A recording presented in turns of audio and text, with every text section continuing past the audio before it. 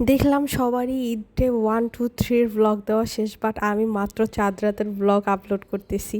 যেদিন আসলে আমাদের বাসা প্রত্যেকটা মেম্বার আমরা একত্রিত হয়েছিলাম, ওই দিন থেকে আসলে আমাদের ঈদ ডে শুরু হয়ে গিয়েছিল। আর এবারে ঈদটা খুবই স্পেশাল, কজ আমরা 4 ভাই বোন এবার একসাথে আব্বু আম্মুর সাথে ঈদ করেছি।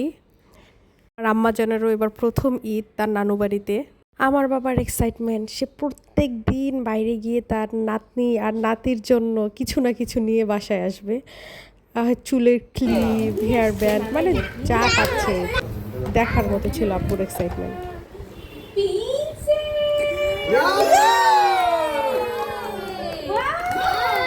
আগের দিন এটা মাহারুষের জন্য আনা হয় এবং সে এত খুশি এগুলো পেয়ে।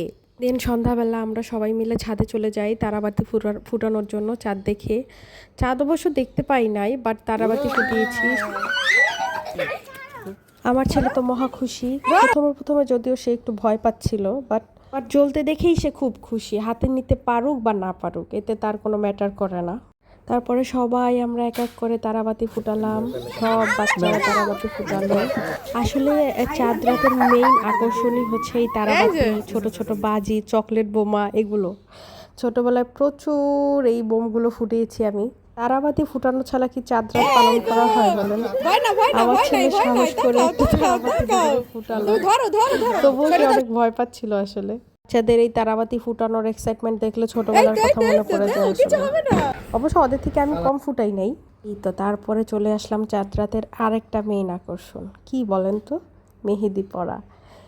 আমার ননদ জোস মেহেদি পরাইতে পারে, সো আমরা সবাই লাইন ধরে বসে থাকি কখন সে মেহেদি পরাই দিবে। প্রফেশনালিও কাজ করে থাকে, মাদারীপুরে কেউ থাকলে যোগাযোগ করতে পারেন। ওর পেজের নাম হচ্ছে মেহেদি আর্ট বাই মুনা।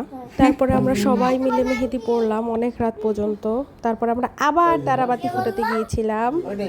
মেহেদি শেষ করে রাতে খেতে গিয়ে দেখি কাজির ভাত। ও, আমার খালা শাশুড়ি দেখলাম কাজির ভাত পাঠিয়েছে, দেখি তো মন খুশি হয়ে গেল।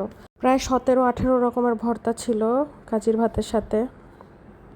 ভাত নিয়ে আসলে আরেকটা ব্লগে শেয়ার করব কিছু কথা। অনেক অঞ্চলের মানুষের সাথে এই কাজির ভাতের নামটা আসলে এত পরিচিত না। আমাদের মানে মাদারীপুরে যারা থাকেন তারা আসলে কাজির ভাতটা চিনবেন। দেন এই তো আমার